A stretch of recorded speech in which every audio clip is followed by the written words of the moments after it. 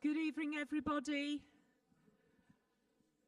It's very good to see you all, and I know one or two of you at the back are just getting your cup of tea, so just carry on doing that. But we will make a start. My name is Emma Wildwood. I'm a member of the Spokes Resources Working Group, and you are here for the Spokes public meeting on cycling as part of Edinburgh transport policy. If you think you should be somewhere else, now is the time to leave. I'm delighted that we have as our speakers tonight Cllr Stephen Jenkinson, the Transport and Environment Convener of the City Council, and Deborah Paton, Head of Transport Strategy and Partnership. And I shall give them a short introduction in a moment. But I also know that we have in the room a number of councillors. I've been introduced to Ross Mackenzie of Gorgie and Sight Hill, and also I believe Chas Booth is here. If you'd like to stand up, we also have MSP Sarah Boyack. Do we have any other councillors or MSPs? Okay, well, I'd just like to say thank you very much to you, because we really appreciate your interest in cycling and in active travel, and we do thank you for taking the time to be here this evening. The order will proceed. If you've been to a Spokes public meeting before, it will seem quite familiar. Our speakers will talk for about 40 to 45 minutes, and then we'll have a short break for notices about 8:20. And after the notices, I'll hand over to Helen Todd to chair the Q&A, and it's my job to rush around with the mic so that your questions can be heard. And Helen is also a member of the Spokes Resources Working Group and chair of Planning Democracy, and was previously policy manager for Ramblers Scotland. So let me tell you a little bit about our speakers. Cllr Stephen Jenkinson is not only the Transport and Environment Convener, but he's also the Labour Councillor for Pentland Hills, and he's the Labour Group Whip. And I've also discovered tonight that in his professional life, he's a systems programmer for NatWest Bank in the mainframe computing system. I hope you all know what that means. And he's worked for the bank for 31 years. Deborah Paton is a chartered transport planner and town planner, and has had a career that has spanned 25 years. She's worked in private consultancy for a range of public sector clients, and then she's worked for 3 Scottish local authorities in the field of sustainable transport, and that includes West Lothian, Glasgow, and now Edinburgh. And she oversees teams working on transport policy and delivering sustainable transport projects. So again, thank you very much to both of you for coming here this evening. And I'm going to hand over to you to lead your part of this proceedings as you wish. Thank you very much.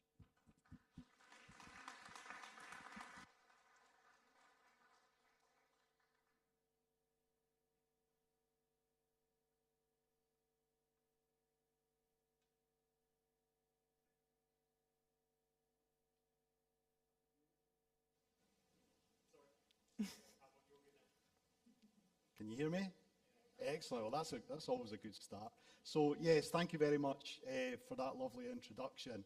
It's great to be here tonight, and it's fantastic to see so many people on such a lovely night. I thought a lot of you might have chosen to sit in your back gardens and have a beer tonight, and I'm also conscious that the Champions League's on as well. So, thank you very much for coming along this evening.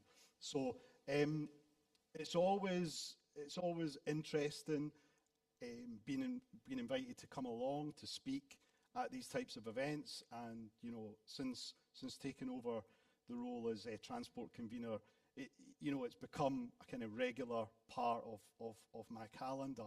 And what's always interesting is being able to try and kind of tailor and change the talks and the discussions that we have. Try and keep them relaxed.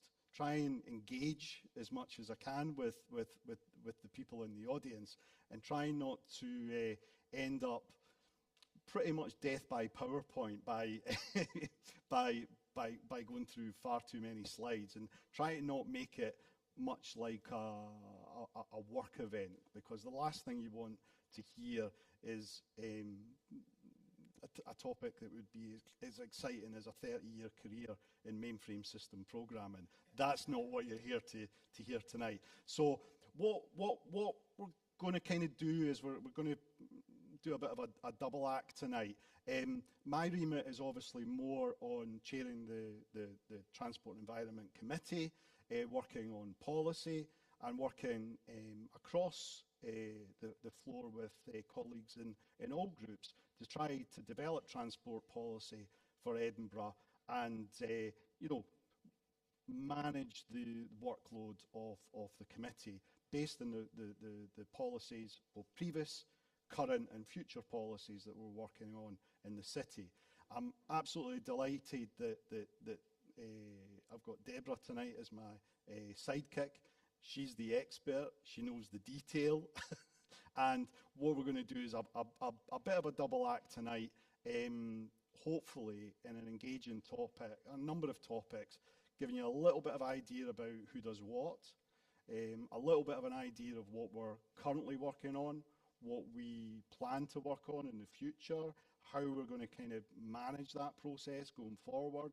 And then before we get to a break and questions and answers, we'll cover off a specific topic on women's safety within an active travel sphere, because actually we're really keen to drive up that behavioural change, and that's a session that Deborah is certainly much more attuned to delivering than me. So I'm going to hand over to Deborah to focus on that section. So I think with that, we're kind of quite keen to move on and get started, and hopefully you'll find this interesting and engaging session. And I'm sure, like you, we're all really looking forward to the question and answers later on. So we can skip the first slide because we've had the intros.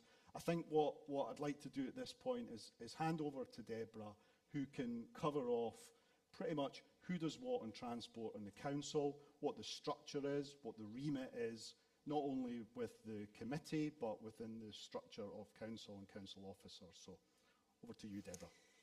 Good evening, everyone. Thanks very much for having us along. So I thought it might be useful, I know a lot of people in this room will be very well informed, but I thought it might be useful just to give you a little bit of a recap about how the council's structured in terms of transport and who does what in terms of transport in the council. So I sit within the Place Directorate, and within that directorate I sit within operational services, and that's where most of the main transport type functions sit, although not exclusively.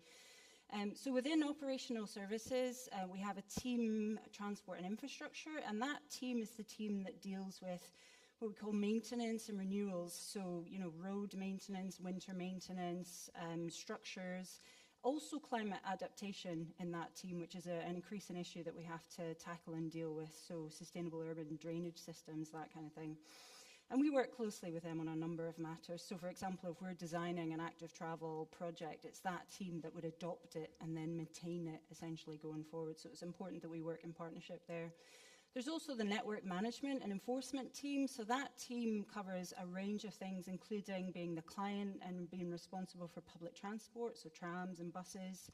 And that team has the lead role in terms of road safety in the council, traffic signals, network management, parking, everyone's favourite topic, and also low emission zone operations sits within that team as well. Again, a very important team for my team to interact with on a number of levels. And then my team is transport strategy and partnerships. So on the next slide, I'll just let you know what I cover within my domain. You might think I'm building up here to try and ward you off lots of questions that I can't answer. There may be a slight agenda behind that, but that's okay.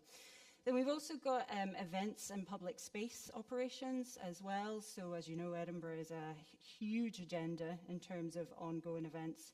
And we work closely with them as well because a lot of our projects and public realm projects interact there. Then also within operational services, there's neighbourhood environmental services, there's also facilities management, but then another team that we would interact, who works quite a bit in transport, is the operational support performance and improvement team, and they deal with council fleet, but also community transport. So that's kind of how that's structured within operational services. But then crucially, my team tends to deal with reshaping the existing environment. The planning service are more orientated towards new development on the whole. So that, again, is a really important service in terms of transport. So they are the ones that deal with planning applications. They're also the ones that set the future vision for the city in terms of the development plan. So we work really closely with them too. And then finally, under the Chief Executive's office, there's the climate and nature teams, and lots of overlap and relationships that we have with them as well on a number of topics, as I'm sure you can imagine, because transport is a key contributor to net zero targets that we have for the city for 2030. And then in terms of the next slide, wow, you're very efficient. This is what I cover within my team. So we have strategic transport planning. So in that we have city deal projects, including the West Edinburgh programme. We liaise from that team with Cestran, that's our regional transport partnership that has various functions and oversight, and also responsible for a regional transport strategy. Also within that team, dealing with bus priority infrastructure, which is, you might hear a little bit later on, is something that's kind of come back on the agenda with the Bus Infrastructure Fund coming back online from Transport Scotland, which is good news. And also tram extension business case work. So that's the big sort of strategic transport planning projects. Then we have strategy and design guidance within my team. So that's the city mobility plan, which hopefully everyone is aware of, but that's the overarching local transport strategy for the city essentially, and sets out policy. And that's also overarching a number of other strategy-based strategies and plans, such as the City Centre Transformation Plan, which I know many of you will be familiar with too. That we also have a strong secretariat role in the Accessibility Commission, and we also in that team are dealing with mobility data and monitoring, and that's something that we're focusing on quite a bit this year to build up more and better data on how people move around the city. Also the Future Streets framework, which is a framework to help guide decision making for sustainable transport on streets and routes across the city. And also the Edinburgh Street Design Guidance development, which is something unique to Edinburgh. It's its own tailored suite of design guidance, and I'll touch on a little bit on that later on terms of the Women's Safety Fact Sheet if we get time. Then also in my team is air quality management, so statutory duties around air quality management and monitoring.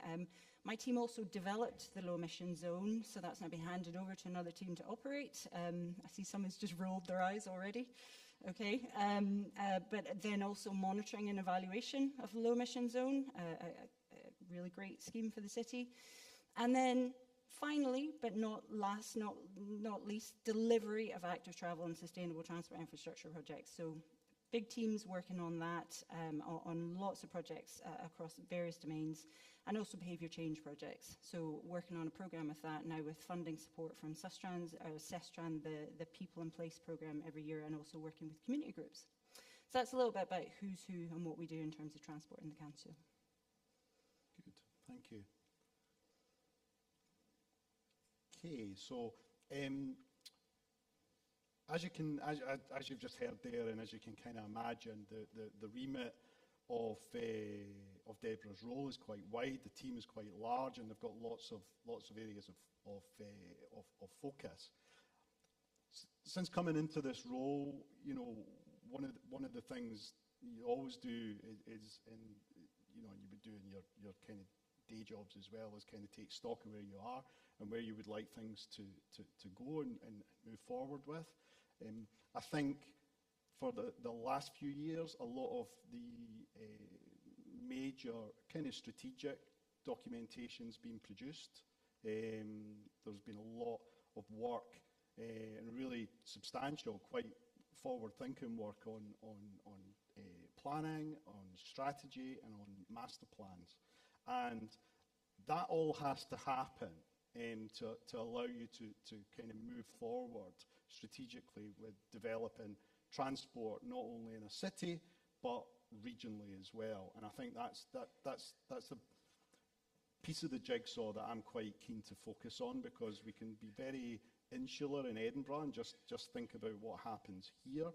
But what we do need to do is think much more strategically about how we can link with our other adjoining local authorities and take a much more kind of southeast Scotland approach to regional transport.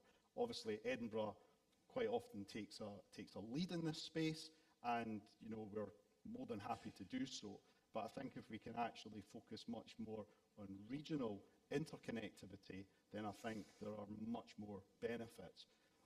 For 2.5 years, I sat on the NHS Lothian Health Board, and one of the kind of more interesting statistics that always stuck in my mind was the fact that over the next 10 years, 84% of Scotland's population growth is going to happen in the Lothians.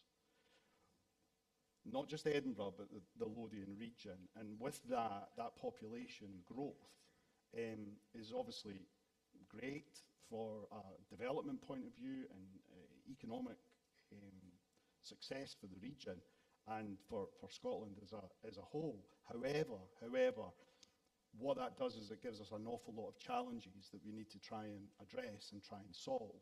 And we do have significant congestion issues in Edinburgh now.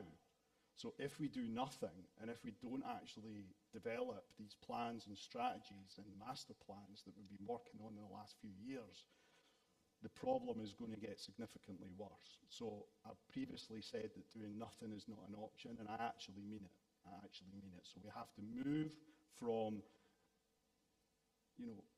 talking about projects to much more of a delivery phase, and that's really what I'm kind of quite keen to do. With regards to policy and what we're actually working on, the slides aren't coming up on my iPad, so forgive me. I'm going to read off. I was looking at that one until I realised there was one behind me that I can actually see, so that's quite useful. Deborah's mentioned the main drivers for us to deliver under. So we have the City Mobility Plan, we have the Future Streets Framework, so the circulation plan, which I'm sure many of you are aware of, predominantly in the city centre where we're faced with most of the congestion issues. We have the transformation plan for the city centre.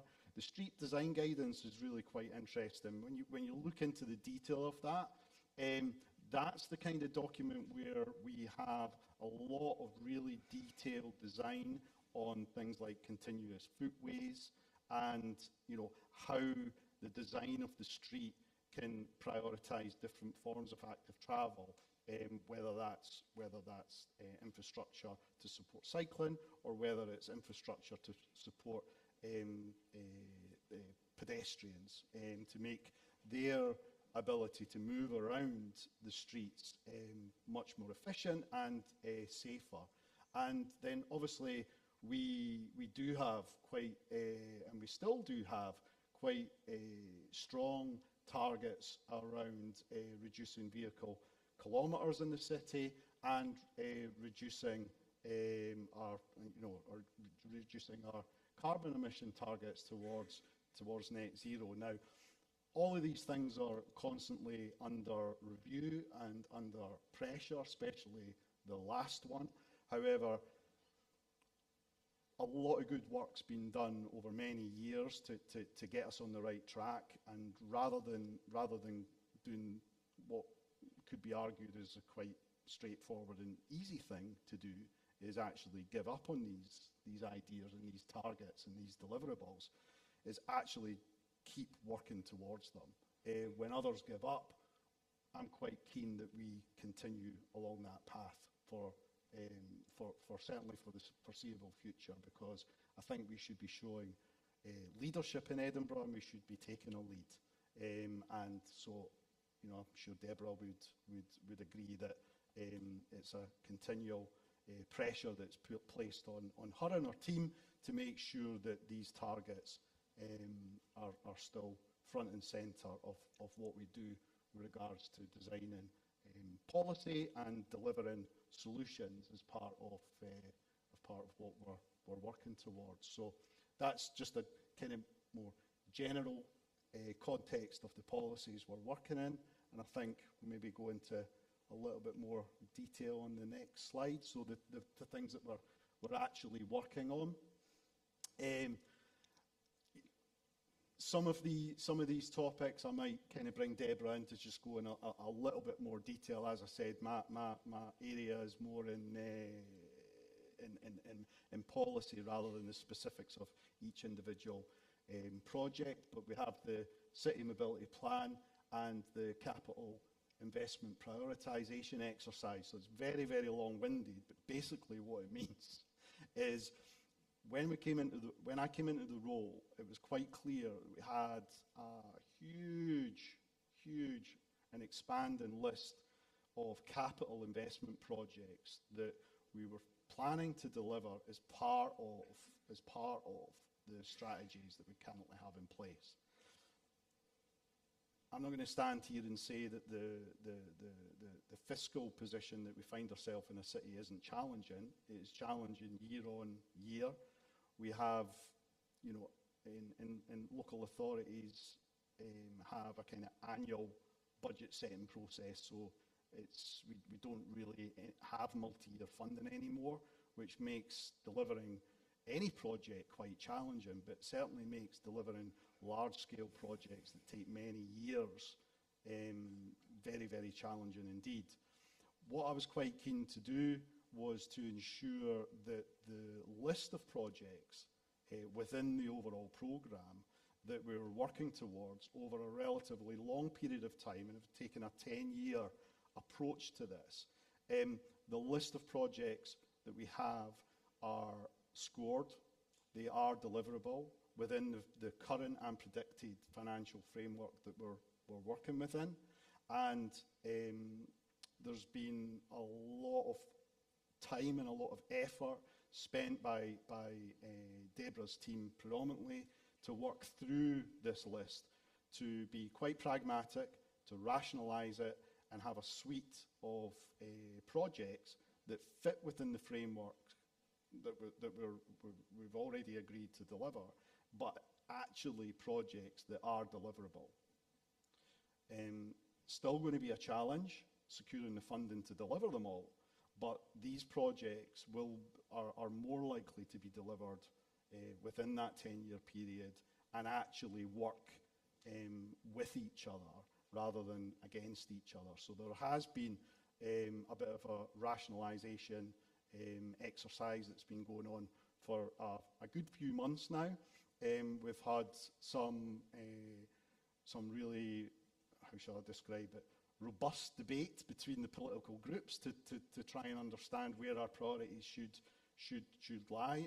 I won't deny the fact that there will be projects which will be paused, that will possibly be unpopular.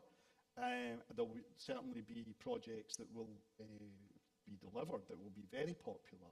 And I think it's very important for me to kind of articulate that a lot of these projects require external funding, not all of them, and we will continue to fight hard year on year to secure the funding to deliver as many of these projects as we possibly can.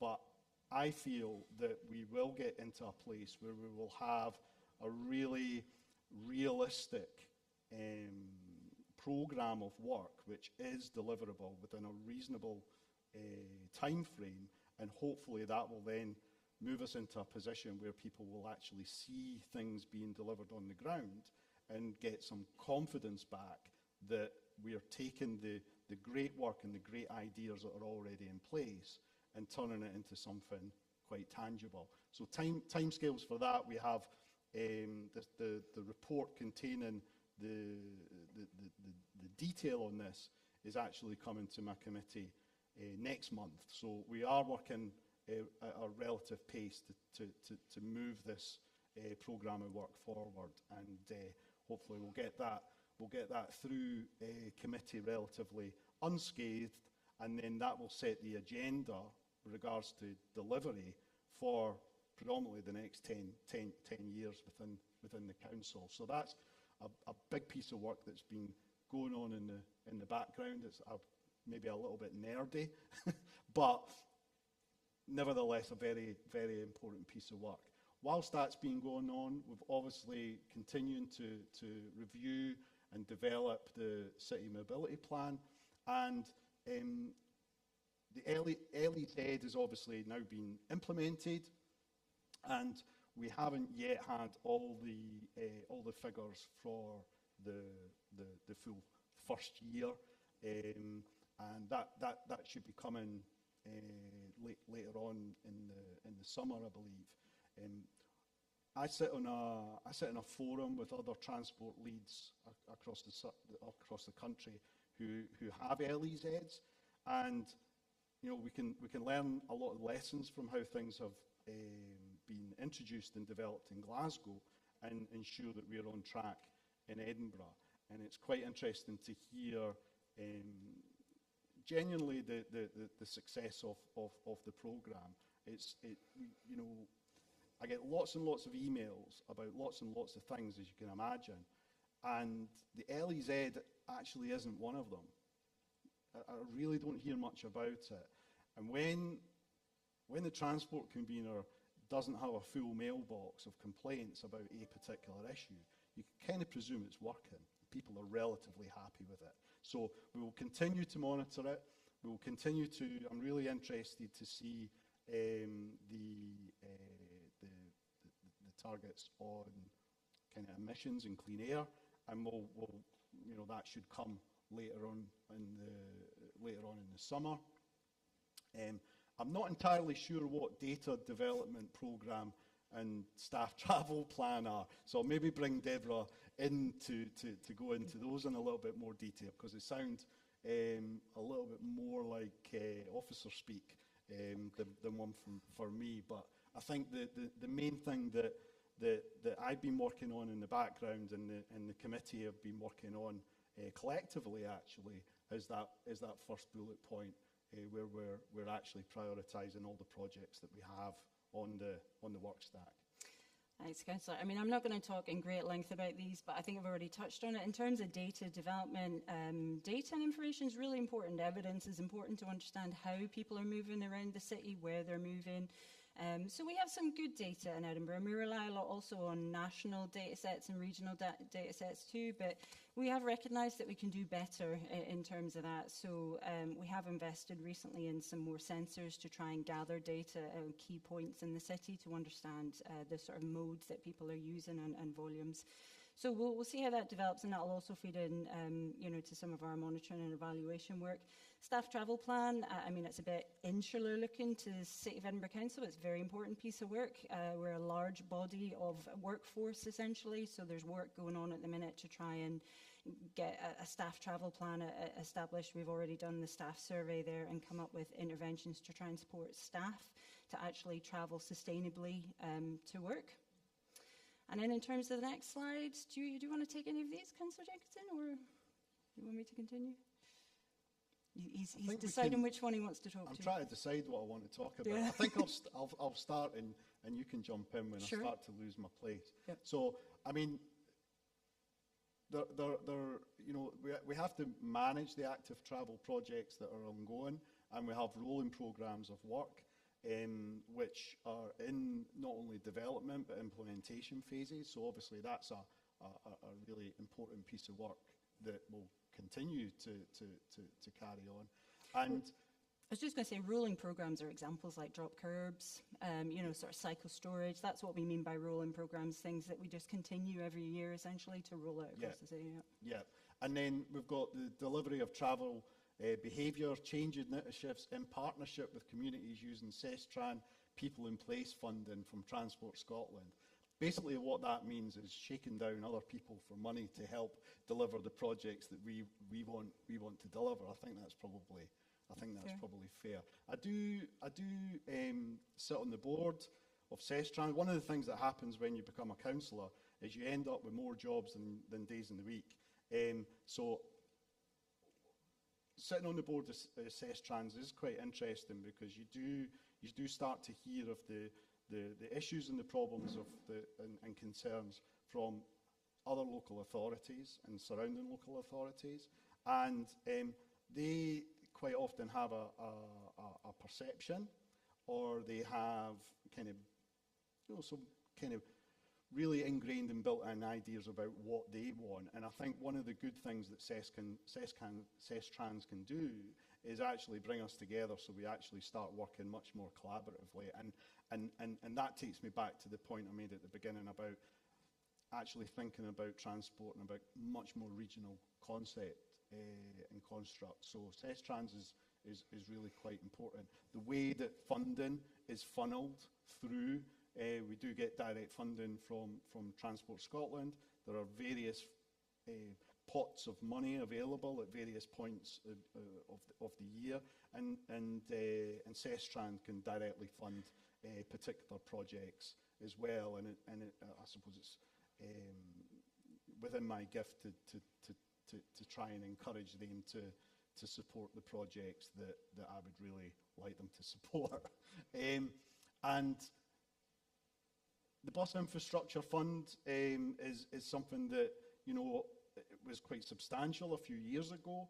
It was then paused, unfortunately, which causes real problems for council offers with regards to delivering bus priority measures, because things, when the funding pauses, the projects pause. And then trying to re-establish those and reinvigorate those programmes of work when people have moved on to other priorities, because we've got limited resource, as you can imagine, is quite challenging. We did hear this year that the fund itself has been kind of reinstated. The amount of money that will, as a local authority will get from that fund hasn't really been confirmed yet. It's a little bit on edge. I don't think it's going to be anywhere near what we had previously, but we will take what is offered, and we'll ensure that we get back on track with regards to delivering bus priority infrastructure. And we've previously committed to progress with a 777 trial. So for anybody that doesn't know what that means, it's see a hand up there at the front. Okay. Well, so let me finish this little section, and I'm sure we'll get on to more of a cycling specific topic in a minute. So that particular trial is to give bus prioritisation predominantly from 7 in the morning till 7 at night, 7 days a week. And the route that's been chosen for that trial is the number 44 route that goes. It's a substantial route that goes from Balerno all the way to Wallingford. So that's in progress. Obviously, we've got the work that's continuing on the strategic business case for tram, for the Granton to Bywater, north-south tram, whatever you want to call it. That's a work in progress. We've got various projects that we're working on with regards to the city centre, and we do need to do some work in the committee with regards to the transient visitor levy, or the tourist tax, whatever you want to call it, because that will enable us to tap into a funding source which hasn't been available to us before. So that will hopefully help us to deliver some additional projects. And you wanted to talk more about cycling. Well, there you go. We've got the Tour de France coming in 2027. So what that means is that we probably need to change tack on a number of priorities. I think officers now will really need to start thinking about how we're going to work with the organisers to prioritise works across the city to make sure that this event is not only a success, which I'm sure it will be. Edinburgh's absolutely first class in, with regards to delivering major, and I mean major projects. But this is a big deal. This is a big deal, and we need to make sure that we put some focus and effort in ensuring that not only Edinburgh looks beautiful, but the streets are an enjoyment, enjoying exercise rather than a trial for the athletes in the Tour de France. So, I think I would just add to that the Tour de France. I mean, yes, it's an elite male sport essentially, but it can bring real opportunities in terms of cycling for the city. And having worked in Glasgow for 5 years and through the period of the UCI Cycling Championships as well, from my perspective, there's a real opportunity to try and build in some legacy benefits and awareness raising about cycling as a mode of travel as part of that. The cycling championships in Glasgow, there were a lot of work gone into community engagement and community activation as part of that as well, to try and basically promote the power of the bike. And also it can accelerate the delivery of cycling projects as well if there's particular routes, and also there may be some routes where we have to look at resurfacing as well, which is always a good thing for cycling too. The downside is, I suppose, it will take a lot of attention and resources over the next few years, and routes to be confirmed, but impact on projects as well and delivery. So that's something we've all got to grapple with. But overall, I'm not a skeptic of it. I'm embracing it, and I think it's a great opportunity for the city in terms of everyday cycling as well. So the next bit that we have, which is relevant to cycling, but may not look at first glance, I was just going to take you through to raise a little bit of awareness about a women's safety fact sheet and audit performa that we've developed as part of the Edinburgh Street Design Guidance. So this, as we know, gender is an issue for cycling. We do know from data that men are more likely to cycle than women. So we have to really ask ourselves, why is that? And a lot of the time from consultation and engagement, we hear it's about personal security and also safety, a segregated cycling infrastructure and the need for that. But lots of other things too. So the design guidance that we have developed, it's part of the Edinburgh Street Design Guidance, and that's a suite of design guidance designed specifically for the context of Edinburgh, which I've already mentioned. And it's got a whole series of fact sheets on street design topics, so I'm sure you've all seen it, but if you haven't, please, I encourage you to go onto our website. You'll find it by a simple Google of Edinburgh Street Design Guidance. It basically aims to direct and influence how we design streets in line with the policy goals of our overarching city mobility plan, which we've already been talked about. And women's safety has been identified as a gap in that guidance, and that's been driven by a number of things, including some really innovative women's safety audits that were carried out as part of the George Street project development a few years ago. And it's also been driven by city mobility plan policy, which you can see on the slides there. And I think that spokes might be circulating these slides afterwards for anybody who wants a wee bit of a slower read. Then in terms of the next slide, so some specific efforts to make Edinburgh safer for women and girls started in about January 2021 by the city's Women's Safety in Public Places Community Improvement Partnership. So that group led the creation of the Respect Her Space campaign, which calls on everyone to support efforts to help women to feel safer in public spaces in Edinburgh.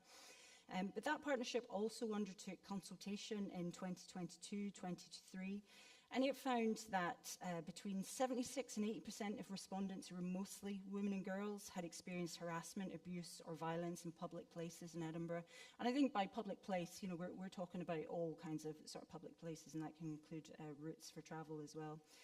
And some of the key issues related to public space have been highlighted on that slide above. And you can see that they are designing spaces that support feelings of safety through good wide layouts with natural surveillance. Natural surveillance being really key. Presence of high quality lighting, removing hidden corners and dark spaces. You can see that all these themes are really relevant to cycling infrastructure as well. Allowing multiple crossing points for pedestrians along a street and ensuring a mix of land uses along a street. And I'll talk through those in a little bit more in a second. But But essentially, work was then commissioned on this fact sheet as part of the Edinburgh Street Design Guidance, and also, so it's a fact sheet that we have, and then there's an audit pro forma as well to help project designers work through the stages of their project, essentially. And that was done in collaboration with that partnership I mentioned, but also a new Feminist City working group that was set up in 2023, which aims to make Edinburgh safer by design.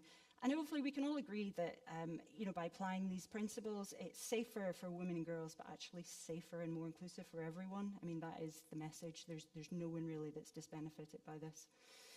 So the aim of the guidance is to share learning. It's to be applicable to projects of all scales, and crucially, create a user-friendly and consistent approach for designers and decision makers to ensure that we are looking at projects through a women's safety lens, essentially. Then, in terms of some of the content of the fact sheet, which again you can find on our website, I think it's P9, Women's Safety Fact Sheet. So it encourages decision makers to consider who is using public space, and in that we've highlighted some UK Department for Transport user personas. Really the idea behind that is just to get people thinking about different types of women perspectives when designing a space, and that's relevant for any type of infrastructure, including cycling infrastructure. I mean, ideally women would be involved in the assessment as well, but these personas can also help. And it's really just to try and communicate that individual needs and requirements and any associated travel choices may be influenced based on personal circumstances, characteristics, transport modes, the time of day, the activity, whether someone's traveling alone or with others, including children. Then in terms of the themes of the guidance, on the next slide. Oh, skip. Next one. There we go. So there's 3 core themes that enhance the perception of safety for women and girls in street design, and those are layout and legibility. So that's basically how easy the space is to navigate. I'd say street space here, but I would say this applies to cycle networks as well. These are all broad principles. Supported by the provision of infrastructure to enable users to change route or side of street easily. Usability and comfort, so features that make the street space and, again, I would say the cycleway feel comfortable and safe to use as part of a journey or as a space for interaction. And then eyes on the street, so features that allow surveillance or potential interaction between people on the street and those in adjacent buildings. And then in terms of the next slide, layout and legibility, so this is just some of the principles under that theme of layout and legibility. Connectivity and permeability, a concept I'm sure everyone in the room embraces in terms of cycling networks as well. Really important to have networks that are connected and permeable. And it's about good networks to support route choices effectively, to always give choices.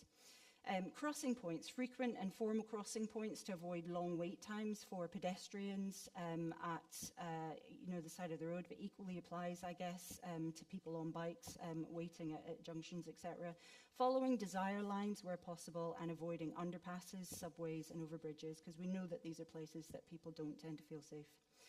And also legibility of routes to support wayfinding and ensure people know where they are at all times. I actually was in an engagement session last year in Glasgow on this very topic, and someone said that, and it wasn't really something I'd actually thought about before, but it makes complete sense. It's really important for people, if they're feeling a little bit insecure or unsafe, to know where they actually are at all times, and sometimes we take that a little bit for granted, and that applies to all types of routes. And then in terms of the next principle, usability and comfort, so street lighting, that may be the first thing that people think about when they think about women's safety and travelling, whether they're on foot or wheeling or cycling. And it is very important, but it's not the only thing, as our design guidance is trying to show. So street lighting is important, obviously, not obscured by vegetation, but it's not always just about overhead lighting. So low-level lighting to guide and help navigate as well is also important. In terms of footways, good quality footways with consistent widths and avoiding trip hazards and street clutter that reduces the usable width of the footway and path.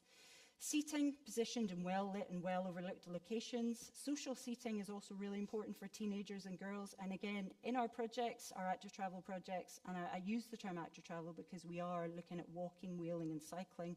And indeed, perhaps this is a little bit of a message from our presentation tonight, that you can't actually look at cycling in isolation. It is really important to look at how it all fits together. But seating is very important, and we try where we can to build these types of things into our schemes. It's tricky with the funding that we get, which is focused on active travel. But seating, important for teenagers and girls, and sometimes not the type of seating that we're all thinking about, static, kind of, front-facing benches. Vegetation's good, but shouldn't create visual or physical barriers or places to hide. Public transport stops clearly should have good lighting, glass for visibility through and natural surveillance, and obviously good information to give certainty for people waiting for when the service is going to come. And cycle or scooter parking, again, in locations that are well lit, well observed at key destinations, and we have some guidelines in the guidance around the spacing of that too, and close to junctions, so really to try and avoid people having to travel far to be able to park their bike and to travel somewhere where they're kind of out of sight, essentially. And then the final theme is about eyes on the street. So this is all about the design of streets specifically. So street use and activity. So again, the importance of routes with human activity on it, so very applicable to design of cycling networks as well, that make people feel safer. For example, people waiting at bus stops, as well as a mix of land uses along that route and street to give activity at all times of the day, something we forget. It's about nighttime and during the day as well. Building frontages, glass and transparency so people can see in, makes people feel safer. Avoiding hidden corners in design, so avoiding creating any potential hiding places. Walls and barriers, again, a really important factor. Low walls less than 1 metre in height and not continuous, because again, it's to try and avoid that feeling of feeling hemmed in.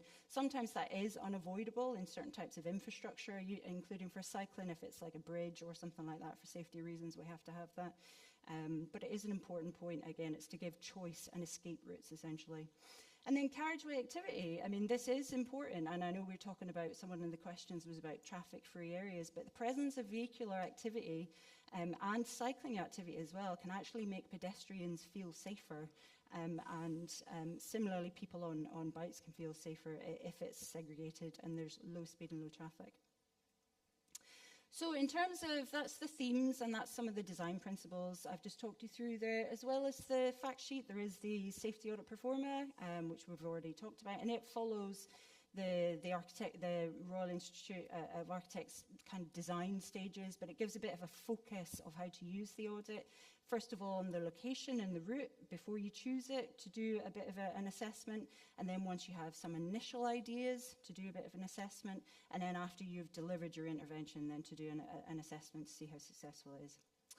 And then finally, the fact sheet also has a section on stakeholder engagement with some useful example questions to ask during engagement and consultation, and even a list of types of stakeholders to reach out to with topics for engagement and suggested methods of engagement. And again, really important to think about how to engage with women and girls during the design of projects specifically. And it gives some examples of principles that apply to specific examples, for example, introducing a new bus stop. Moving forward, we hope internally within the council to raise awareness of this fact sheet, and we're offering training to officers to kind of gradually mainstream this in our work, and also to raise awareness externally, which I hope you don't mind that I've flagged it here tonight, because I think it is very relevant to cycling policy and design as well, because we're encouraging others who may have a role in designing and shaping the environment to take these principles into account. So that's all, I think, from us, unless you wanted to say anything to close, Councillor. And then I think we're having a wee bit of a break before some questions, where you can ask us all about cycling. Thank you very much. Well, thank you very much for taking us through some of those transport policies. May we give you a round of applause and a moment for break while we have some notices. So thank you very much. Okay. Thank you. You want to take a seat there?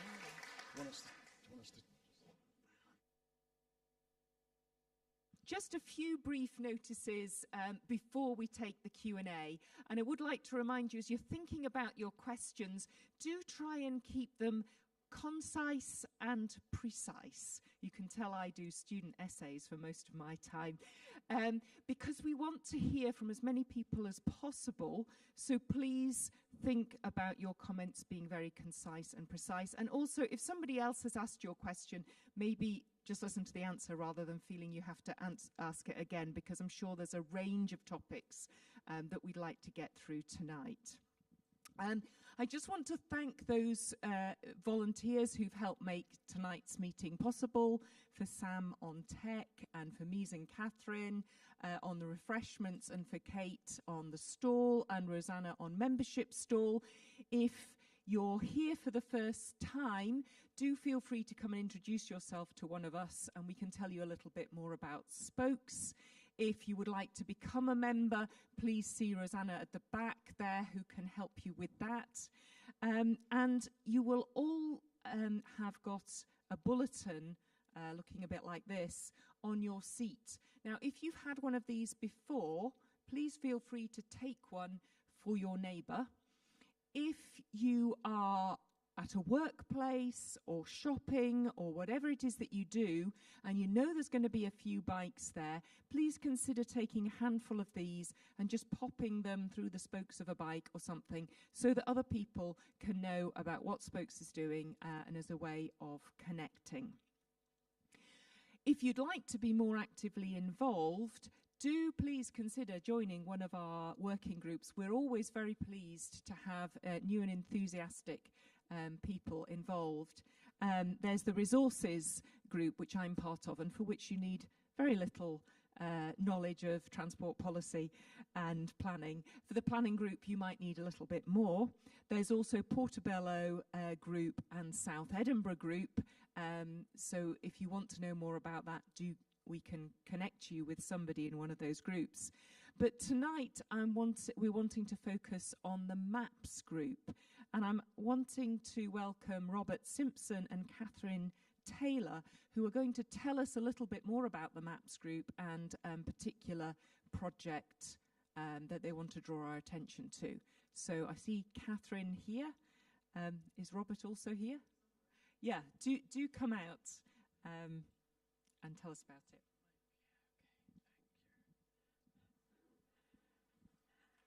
Hello, my name is Catherine, and I am the coordinator of the MAPS group, and I've done that since 2019.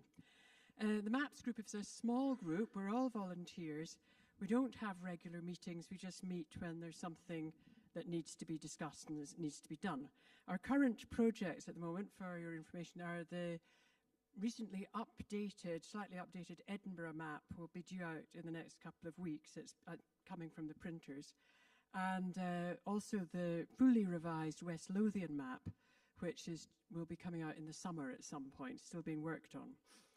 Now, our main purpose here tonight is to canvass for more volunteers. It's also an excuse to tell you what we do. Some of you may have volunteered on map surveys.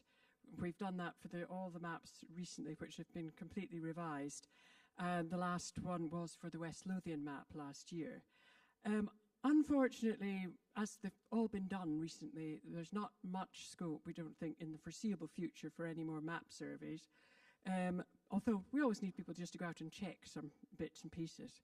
But all those surveys go to our cartographer, who's Andy Follis, who does all this work completely free.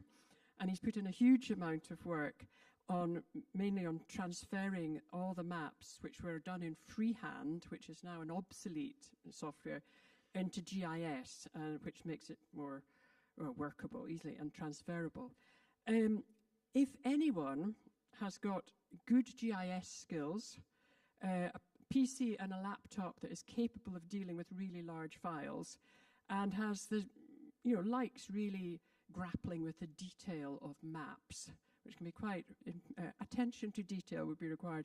If you or anybody you know would like to give Andy a hand with finishing the West Lothian map, please come and speak to me after the meeting or email Spokes office at spokes.org.uk. But of course, these are the exciting bits. There's a lot of back office stuff that needs to be done as well. For example, we've got to receive the maps delivered from the printers, and we have a storeroom at Jenner's near the Jenner's depository near Murrayfield. There's stock taking of those maps and then issuing the maps to be distributed, and also the accounts for the maps, how many maps we sold, what money we brought in, etc. Now, Peter Hawkins, who is here tonight, sitting at the front here, Peter has been doing all these jobs for years. How many years, Peter? Oh, right. I thought it was longer than that. But since 2016, Peter's been doing all that. He would now actually like to stand back a bit and do a bit less. So if anyone would like to help with any of these tasks, stock taking, distribution, at the accounts, then again, please let us know. It would very much depend on who came forward, how many people came forward, how we would distribute that work, and that would all be discussed. But a big task, and one of the most urgent tasks at the moment, is to get the maps out into the shops, into the bike shops. Mainly that's where we sell the spokes maps. And we created a role called hustlers, and their role is to go out into the shops, keep in touch with the shops, and make sure that they have stock and remind them to reorder when they have sold out. We have to be honest, sales of maps are down. There was a big peak during COVID, and in the years since, it's just declining. And that's not just unique to spokes, that is maps generally, according to the big printers that we use. So we do need to make an effort to get these maps into the shops and make sure that people have the opportunity to buy them, because the maps are a big source of income for spokes and it enables us to fund other things. So, as I've said, we've got this role called the hustlers, and the chief hustler is here. That's Robert Simpson, and I'm going to hand over to him now just to explain what the role of the hustlers is in more detail. So thank you. That was Catherine. So by process of elimination, I must be Robert. And as Catherine has said, my job is to hustle the hustlers. Now, hands up if you use GPS mapping. Come on, you all use GPS, don't you? Of course you do. I use GPS, especially when I'm out on the road. But the fact remains that to have a map in your hand is something quite different altogether. And it's so much more valuable than studying a little bit of plastic with a picture on it, because you can plan a route, seeing the whole picture. It's the difference between reading a book and handling a Kindle. A Kindle is a terrific device, but reading a book is a different sort of pleasure. And in the same way, holding a map is quite a different experience from working with GPS. And it tells you lots of stuff about the area you live in a much easier way than in cycling up hills. So there are about 70 shops on our list of bike shops, bookshops, cafes, spread across the Lothians. Vast majority of them in Edinburgh, especially of the bike shops, the vast majority are in Edinburgh. And about something like 45 of these stock our maps at the moment. I'm not sure of the exact figures, I'm just trying to update these at the moment. But that means there's about 25 shops out there that could be stocking them but aren't. Some of them are just too small, their business is tiny, they're not interested in handling the maps. Some of them are too big. And some of the big chains sadly do not stock our maps, which is a shame, because they're missing out on something very valuable. The maps are popular, not only for cycling, but for walking as well. So in order to make sure that these shops always have a good stock of maps in them, we have these hustlers, and we're slightly changing the role of hustlers. I'm sure there are some hustlers here already. If so, I know your name, but I probably don't know your faces. And thank you for what you're doing already. I think we should also say a thank you to Peter, as Catherine has alluded already, for the tremendous amount of work he's done over the years to keep the maps going. He's just a tower of strength in all of this and knows more about the process than any of us do. So the hustler now is going to take over some of Peter's work, in particular, taking the maps to the shops. We haven't asked hustlers to do that in the past, but we're going to ask hustlers from now on to actually distribute the maps themselves. So this means that the hustler's job will be to hold a stock of maps, to go to the shops, offer them maps and deliver the maps to them if they want them. They'll then submit, they'll have a handful of shops that they're concerned with. They'll then submit an invoice. If shops take a map, they'll submit a request for an invoice, which at the moment I think is going to continue to go to Peter, but we might pass that on to somebody else. And they'll also need to update their stock of maps by meeting Ian at the depository, sorry, and holding that stock of maps. And these details are still to be arranged. We're not quite sure at the moment how this will actually work out, but it'll be made clear to you what will be needed. And then take yourself out for a coffee because you've earned it, and it's a great job. It's a valuable job, and the shops welcome the call. Many of the shops are allowed to order direct, but the problem is that many of them don't. Their stock runs low, and they don't bother to get round to ordering new maps. But they're glad to be prompted, and you're usually welcome when you go into the shops. So I think that's the role. If there's any questions? That must have been perfectly clear in that case. So please see Catherine, see me, or send an email, and we'll get in touch if you're interested in that. I'll also be approaching the existing hustlers to see if they're willing to do this a little bit more. Yes, Martin.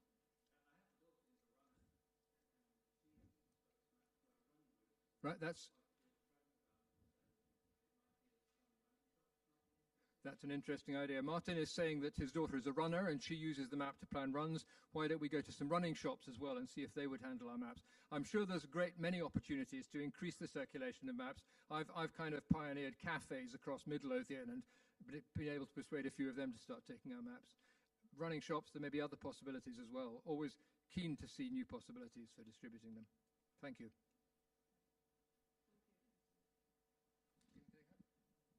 Okay, thanks. So we'll move on to the Q&A part of the evening, which I'm sure you've all been champing at the bit to get to. Can I invite our speakers to come back up, and you can have a sit down. I thought I was getting a cup of tea first.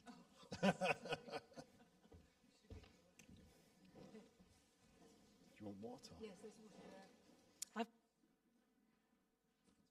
Okay, so if anybody does need a quick comfort break, do just pop out. But we'll get going. My name's Helen, and I'm here to corral the questions in an orderly manner. So, how are you doing? All right, who's got a question? Whoa, okay. Right, well, I'll come across the room. I'll start over here. Thanks. This is really to Deborah and perhaps Councillor too. Short and sweet. In one of your sentences, Deborah, you mentioned the word policy and the word strategy. And I just wondered what the difference between the two is.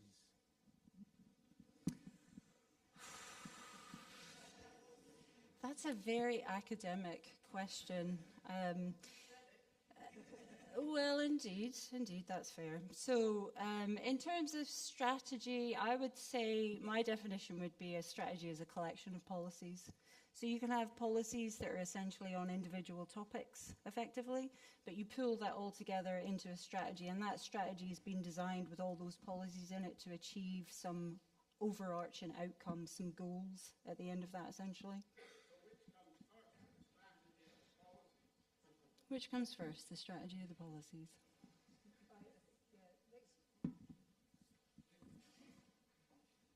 Let's go with that, chicken and egg. Mine hopefully is a concise question.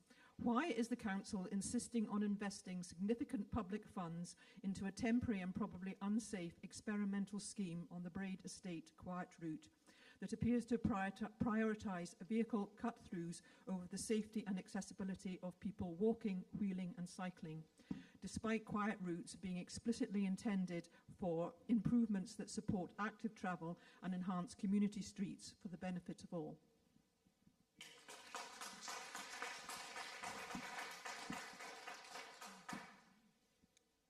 Yeah, I mean, I should probably take that one because it does really fall within the remit of the committee. There obviously has been a piece of work that's been ongoing for quite a considerable amount of time. It kind of comes out of the back of the Spaces for People programme. I probably don't need to go into the history of where we are.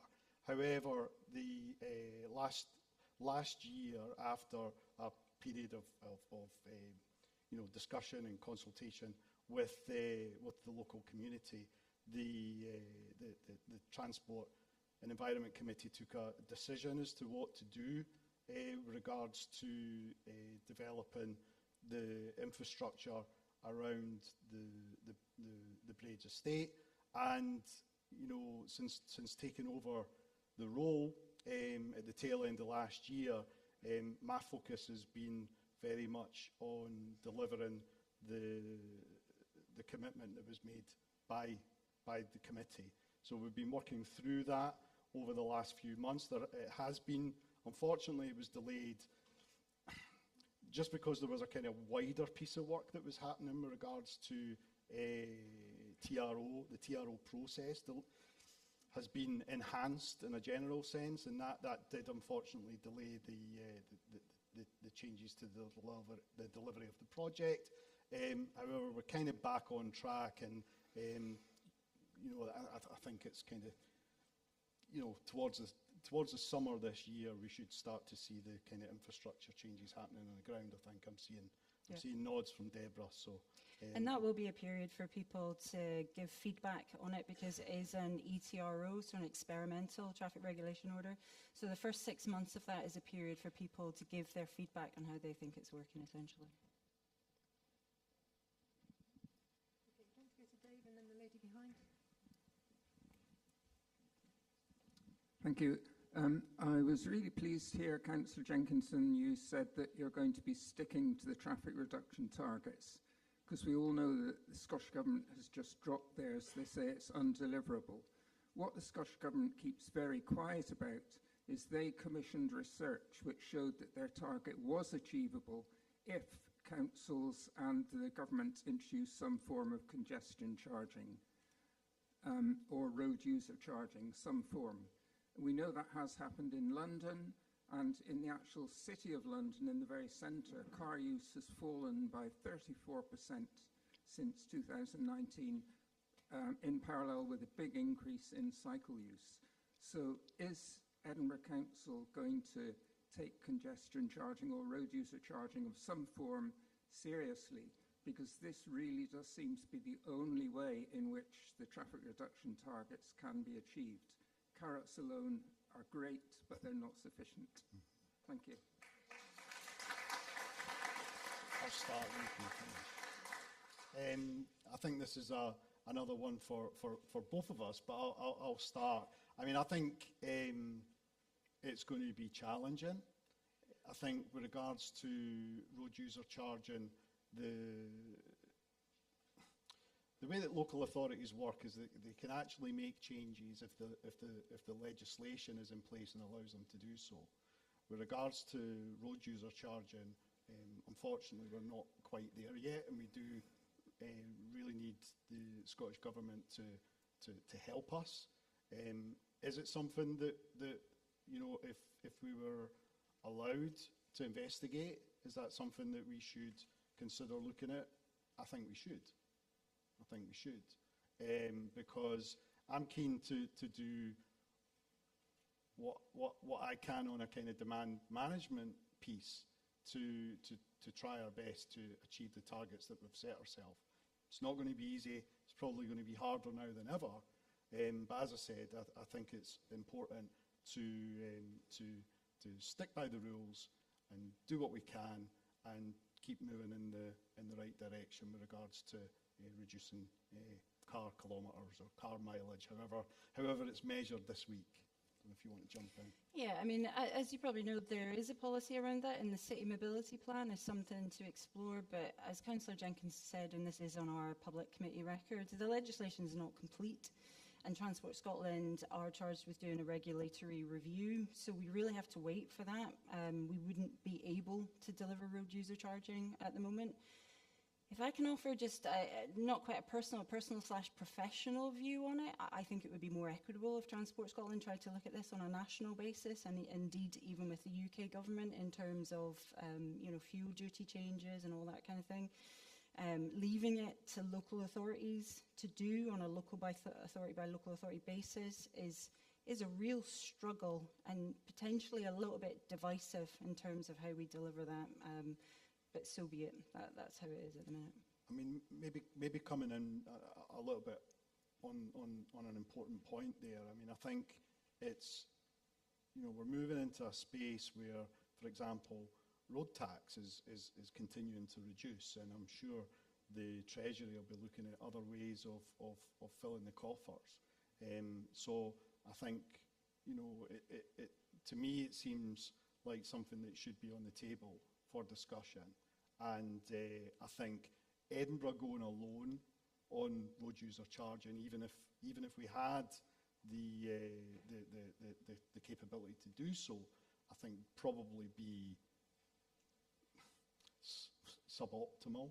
I think it would at least need to be a regional approach, probably more successful on national, and even more successful than that on probably, you know, UK wide. Will you be pressing the Scottish Government on these issues? Yes. Officers are in regular liaison with Transport Scotland around when the regulatory review is going to happen. So, Thanks. The lady in front. Thank you. This is about the Roseburn Path.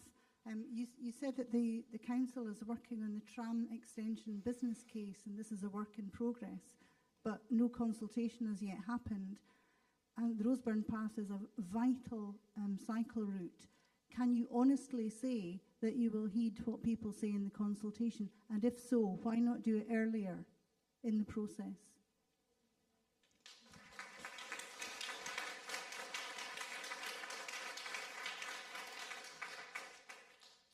So, you know, it was on the slide there because it's an important strategic piece of work for the city.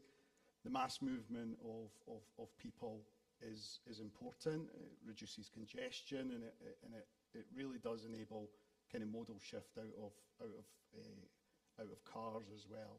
And you know, there's a huge chunk of the city that isn't serviced in any way by tram, and that's a problem that we're looking to solve.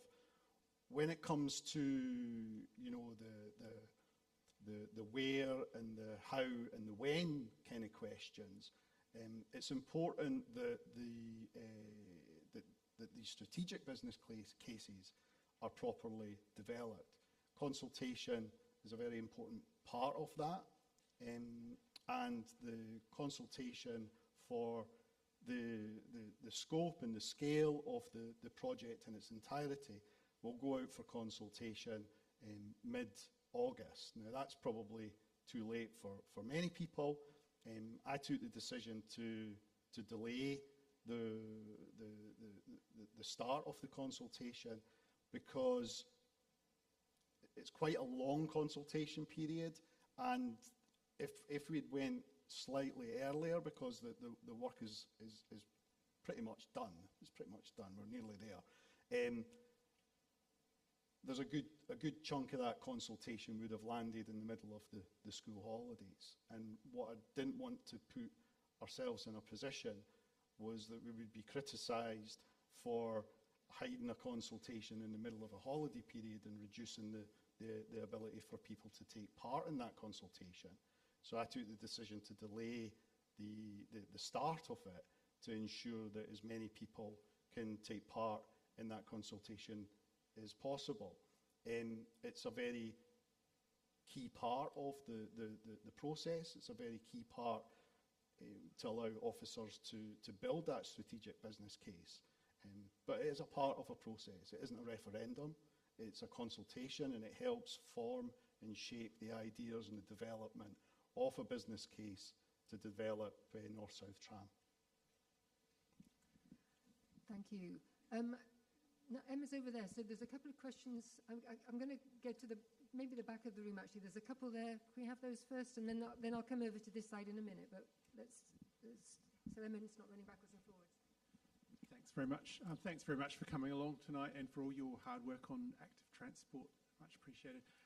This is just a follow-up question to the previous question, just trying to get a slightly more specific answer. I'm sceptical about consultations generally, and I've often found that they've been slanted in such a way as to give a choice between two bad options and deliberately avoiding another option which is obviously there in full sight. So I've got a specific question. Will the consultation about the proposed extension of the tram network realistically and honestly and fairly present the option of no further extension, neither of the two preferred options, as a realistic choice for people to comment on, or will it just be slanted to help people choose between the Roseburn option and the Orchard Brae option? Well, you'd probably be surprised, or maybe not surprised, I'm not going to commit to what's going to be in the consultation or not in the consultation tonight. It is still being developed and worked on by officers, it's still being worked on. I didn't say it was finished. I don't know if Deborah maybe wants to come in. But it's going to have a suite of proposals, and I think it's going to be,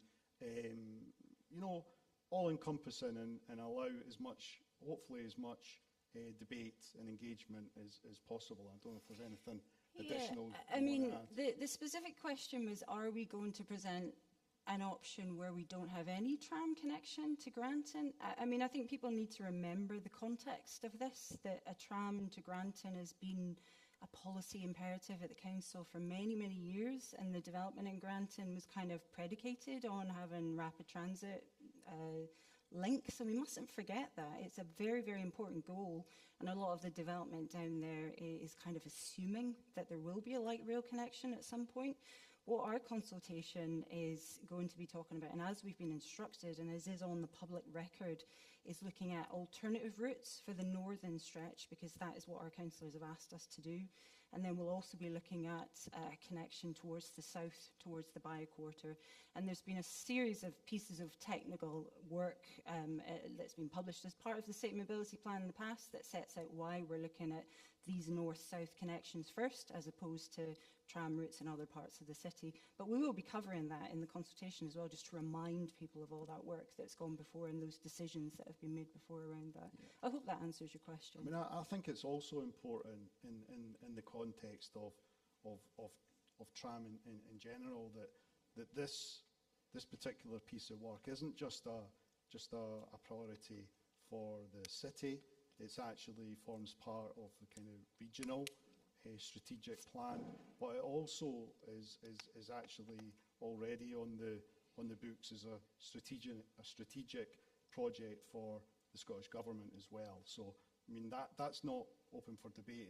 It's public record, and what we're doing at this stage is trying to put the pieces in place to ensure that we kind of move this project forward in a really careful and sensible way, encouraging as much engagement in the process as possible, to allow us to get to the stage where we can stand behind a project that we're really confident will win the support not only of the community of Edinburgh but regionally, and ultimately the support of the Scottish Government, who will ultimately be that's the point where we'll rattle the tin to see if we can secure the necessary funding to deliver it. Thank you. Anybody else here glad that you're not working for the council on this project? There was one more at the very back. Is that, yeah. Yes, so the Rosen Pass obviously part of the North Edinburgh Path Network, which, as I understand it, is 40 years old next year. And we've got Spokes to thank for that, for its creation. Hundreds of grateful people use it regularly.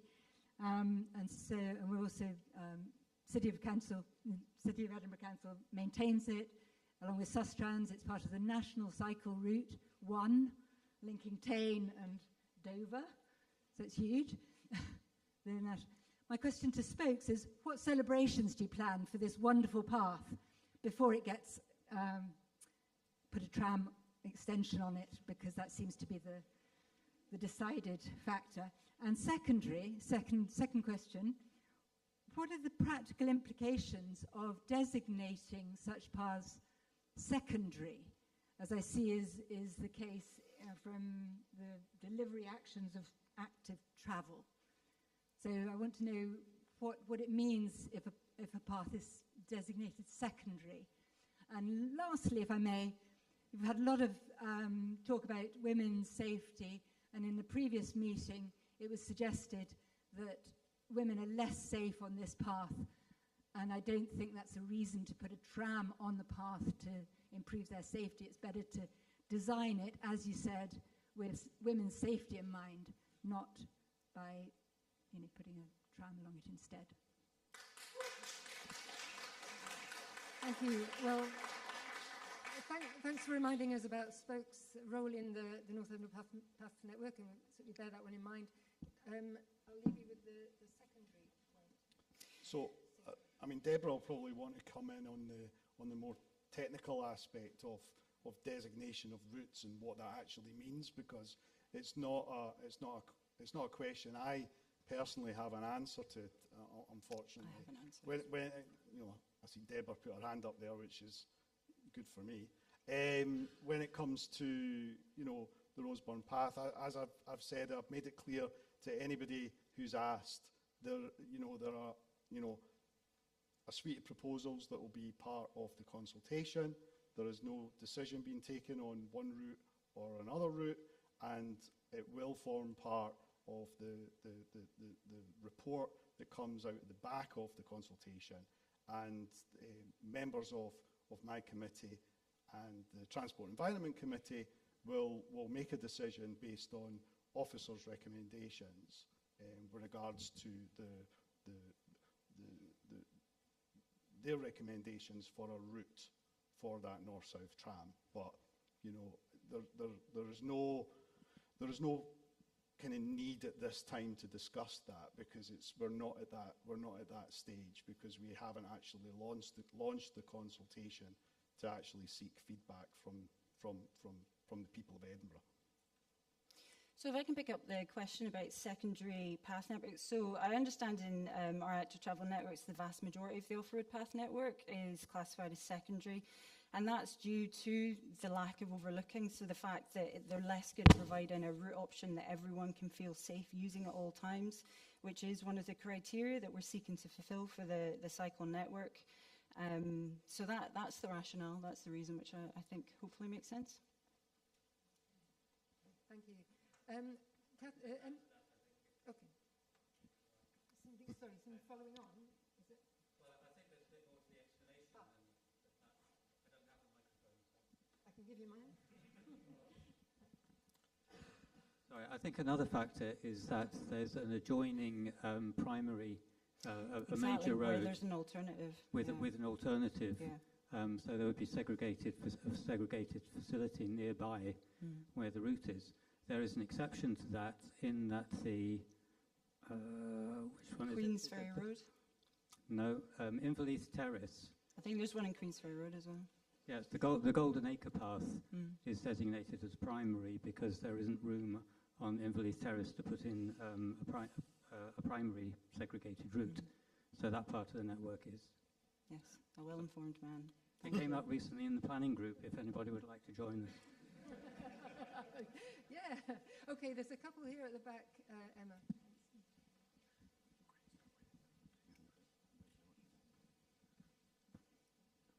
Hi, Graham Hart from Hart Cyclery. Haven't been to a spokes meeting for a while. Feels like a long time. There's a little bit of tension in the room, and if I just want to help the council representatives out by just throwing them a few bones. I think that the reason the Roseburn Path's so tense, and it's become actually quite a divisive issue amongst spokes and the sort of cycling community and so on, and I sort of joke that it's because it's the jewel in the crown of Edinburgh cycle infrastructure, and that's only because the crown that we currently are wearing is a crown of thorns. It's not a jewel in a crown of jewels and gold. It really is kind of all we've got that people feel is safe and segregated on, if we just park the nighttime issues with the path for a second.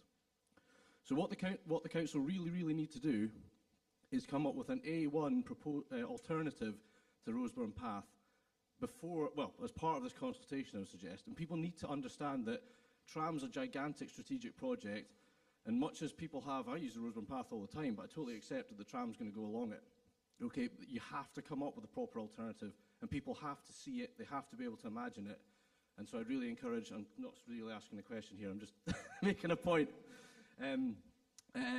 So yeah, that's my feeling on the Roseburn Path. So I really would encourage you to come up with a very good alternative, because otherwise you're not going to get the support that you want from the people that should be supporting the tram, is what I'm trying to say. And I do have a question about the Tour de France. Stephen, hello. You're my fourth convener since I've been coming to these meetings. I had old Leslie, new Leslie, and Scott, and now yourself.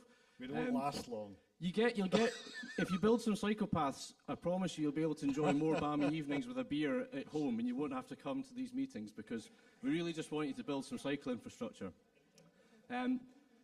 Is there a vision, because I emailed you on the subject of the Tour de France, can there be an organisation similar to what Brussels enjoyed to deliver accelerated infrastructures? So Brussels, I don't know if you know, but I would suggest you look into it, delivered wide-scale pedestrianisation and significant cycle infrastructure as part of their Grand Départ in 2019.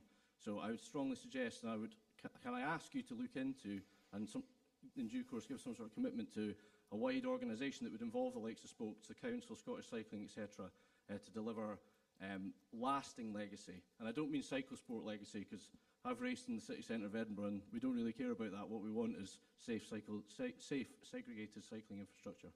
Okay. Thank you. Thank you. I'll just finish that. Well, I mean, I think I got your email. I read it with interest. I did look into what Belgium had done. I'll openly admit I never quite understood the mechanisms and how they actually put in place. I think that's more of a delivery function. I did pass your email on to officers, and I think Deborah mentioned earlier on that council officers will really start to look into this and actually look at how they start integrating the projects and the things that we're currently working on, with a focus on ensuring that the Tour de France is a rip-roaring success. And I think when you deliver projects collaboratively with people, they tend to be more successful. And I'm sure Deborah and her team will take the feeling from the room. Always like a round of applause, even though it wasn't for me, and the context of the points that you were making in the spirit in which they were offered, because it certainly was positive, and it was wanting to make sure that this programme of work is a success, and I share your vision for that actually happening. So thank you for that. Thank you. Ben. Hello. There was a call this afternoon from your colleagues in the Edinburgh Greens for urgent action, which we've been hearing tonight about a sort of nice 10-year timeline. But for those of us who are now riding on CC well after that 10-year timeline, it starts to feel like we're not so much in the delivery phase as continual kind of slow incremental planning, investigating, thinking maybe we'll get into these things. It was highlighting that 2/3 of Edinburgh Council's current active travel projects are delayed, have been delayed, some of them for years and years. Historically, this has been based on a lack of staff. More recently, we've been hearing it's because of the funding environment and the kind of financial landscape. But I wondered, what does getting back on track from that look like? That's essential because the active travel modes are the ones that are at the top of the council's sustainable hierarchy for transport. Okay, I'll start. I mean, I think you're right. There are a number of projects have been delayed and significantly delayed. The piece of work that was kicked off with regards to prioritising the projects that are on the work stack is important, because we don't want to be in the space where, I mean, you've clearly highlighted the space where we have over-promised and not quite delivered. You would probably, maybe take a stronger tone than that. What I'm really keen to move us into a space where we're setting out our stall, and then we do have a clear plan to deliver within the framework that we have. So I think prioritising and rebaselining the programme of work, I think, is really quite vitally important. It probably won't satisfy everybody. It does sound quite technical and kind of dull and mechanic, but I think it's a really important piece of work to actually get us back on track, so that officers can actually focus on the good stuff, the delivery, and actually getting these projects as part of the programme really much back on track, so that we can keep our fans in the Green Party happy.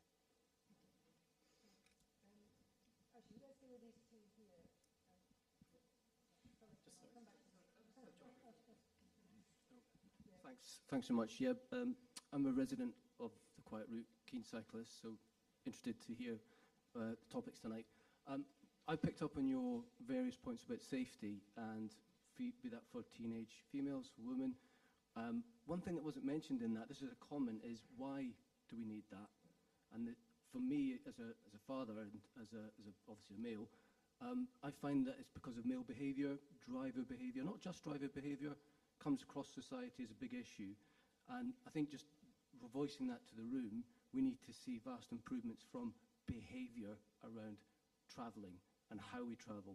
And I pick up on that all across, and I'm sure you do as well. But I think that's something that wasn't mentioned in the policies, but we do need to get that message out. The second part is based on the second question tonight, which was, I'm not sure it was answered. You are implementing an unsafe measure that is increasing the risks and increasing emissions and reducing the ability to travel safely and actively in the Breda State. Why are you doing that? You have time to make an amendments and still meet an objective.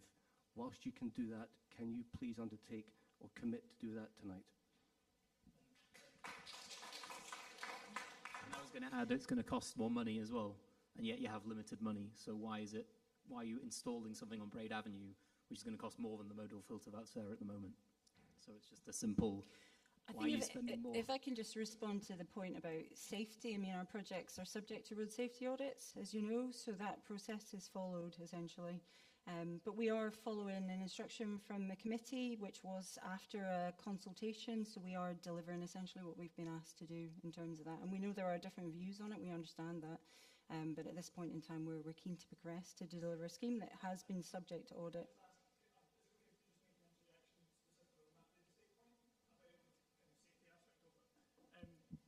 One of the aspects there that I think we as a community have found galling is the fact that we're talking about a reintroduction of something like 4,000 vehicle movements a day back into a residential estate that has been formed as a low traffic neighbourhood using temporary measures, modal filters, etc.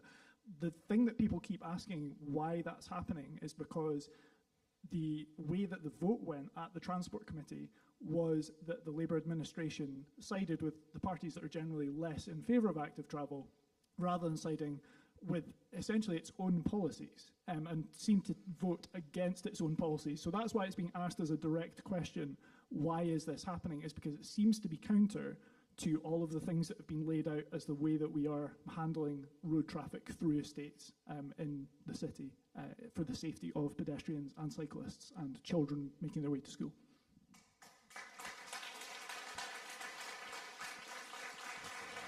I mean, I think it's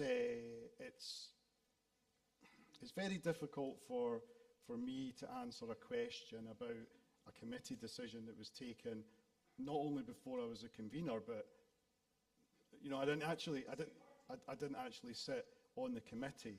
I think at the time, I think it was clear that the decision was taken with input from the local councillors that actually are the local ward councillors of the Morningside ward, and I think that, you know, that probably swayed decisions on the committee. But you know, I can't really answer a question on why individual, you know, people voted on a particular topic. I think I'll go back to the point that I made, that the committee did make a decision. I'm very keen on delivering on that decision. Within the decision that the committee took, there's a degree of flexibility within the plan, and because it's an ETRO, it can be reviewed, and there is options which were amended into that plan to allow the reintroduction of modal filters if it is deemed safe and appropriate to do. I think that's correct. That's yep. Kind of where we are. But I've also made it quite clear, because you know, you're not the first person to ask me, as you can imagine, that I have no desire to start again, to revisit. I think we're often challenged as politicians to make decisions and get on with delivering the decisions of committee. There's nothing to be gained in starting a process again. Could it have been done better? Possibly. But there is, I think we're at the stage where we need to actually start delivering this particular project, and I think that there is enough scope within the ETRO process to allow a degree of flexibility if that is appropriate. Okay. Thanks. The message has been delivered, and keep the pressure up on your councillors, I think, is the option. Just one more on this side for Kim, and then Emma can come over this side. Right. In 2010, the City of Edinburgh signed the Charter of Brussels, which committed them to getting 10% modal share for cycling and active travel. Other cities on that list who also signed in 2010 found they could do that within 5 years. It was supposed to be managed by 2020. Now in 2025, Edinburgh's nowhere near it. Other cities did it within 5 years and have gone way beyond. The other thing is they found that active travel saves cities money. We're being told constantly how expensive putting active travel in. That's rubbish. It's cheap. That's why cities do it. It saves them money. So why is Edinburgh not investing in active travel when we could do, and we've committed to 15 years ago, and successive regimes have, there's one party been in power that entire time, have failed to actually take this forward. We want to see some action, please.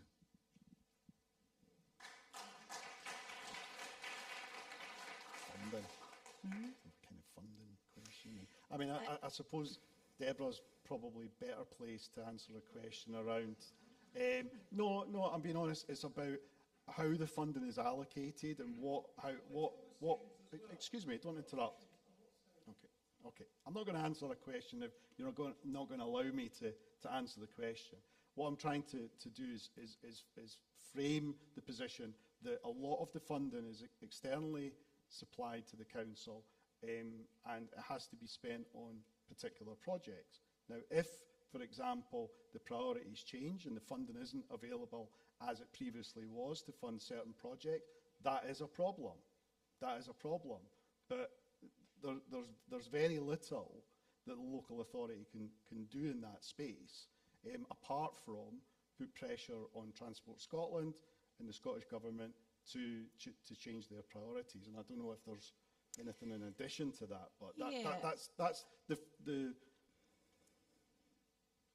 that's kind of the frame, the position that I'm trying to frame it in with regards to funding and how it works. I mean, I understand your points and I understand your frustration. I guess, you know, from my experience, and you're very experienced in this as well, Kim, because I've come across you before, you know, if you look around any local authority in Scotland, you're not going to find any local authority that's made vast improvements in terms of active travel. I mean, even Glasgow has done well, but not that well.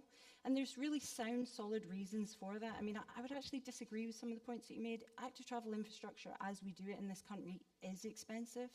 And we've had to go through processes determined by funders that makes these processes very long. And we're talking about engagement tonight. People are talking about that. We have to do that. That takes money. That takes time. When you have people not agreeing on certain things, then we've got to change schemes. We've got to revise them. We've got to go through, I mentioned it's a bit of a geeky term, but the REBA stages, which I'm sure you'll understand, but those processes of design. For big schemes, those take years. Literally, they take years. And we are dependent a lot on external funding. And I would slightly challenge what you're saying about Edinburgh not investing in active travel, because we do have capital budget, which many of the local authorities actually don't have. So we have budget that we are investing in active travel, and we're actually being quite canny with that and trying to maximise external funding first to safeguard that so we can use that as much as possible for other schemes. So we are investing. I hate to tell you, but the funding situation where we're now reliant on single-year funding from Transport Scotland as opposed to the multi-year funding that we did get under Places for Everyone, I see someone from Sustenance in the room, that's making it even harder, because if you can imagine a really big infrastructure project that takes a long time to deliver, and by the time we get the notification about the funding in the year from Transport Scotland and can commission it, procure it, go through all the work that we need to do to get it on part of the year's gone, and then you're not going to be able to deliver a really big project, say West Edinburgh Link, for example. You can't develop, you literally can't build that in 1 year. So that is a multi-year project, and the fact that we now are going from year to year to year, reliant on that external funding and not being able to know if we're with certainty. And there's other things in there like procurement reasons. We can't work at risk, because then we're putting public money at risk if we don't know where we're going to get that money. So long story short, it's complicated. And yes, I know there is the perception that Edinburgh's not doing great. I challenged that a little bit yesterday with Councillor Booth, and I went down a rabbit hole in that and regretted saying that. But we are delivering. We are delivering. I think you mustn't forget we are delivering. I mean, we've delivered, I know Edinburgh Tram, we've talked about that tonight, but look at Edinburgh Tram, what we have done as a city. We have developed light rail. What other city? Glasgow hasn't changed its public transport system significantly over the last few decades. We've developed CC Well, and I know there's a bit missing in the middle. I know that. We've still got to do that. We've developed the Roseburn to Union Canal Bridge last year, another major project. A lot of the other major projects that we have on the cards have been slowly being developed over the years, and we're kind of getting close to the end of some of those really big projects now. But then things happen. Stuff comes as it from different directions. Tour de France is in it now. Maybe something else will happen that changes. That means a bit of a design needs to be redone. It's complicated, but I feel that sometimes as officers, we're kind of charge ahead. We've got winds buffeting in every direction, but we just have to keep going, essentially. I know it's not what everybody expects, but we are trying. The lady in the glasses.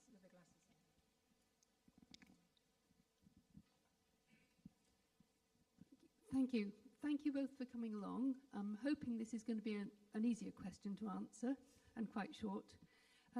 My question is, what are your own preferred methods of getting around Edinburgh, and have you tried the bicycling one?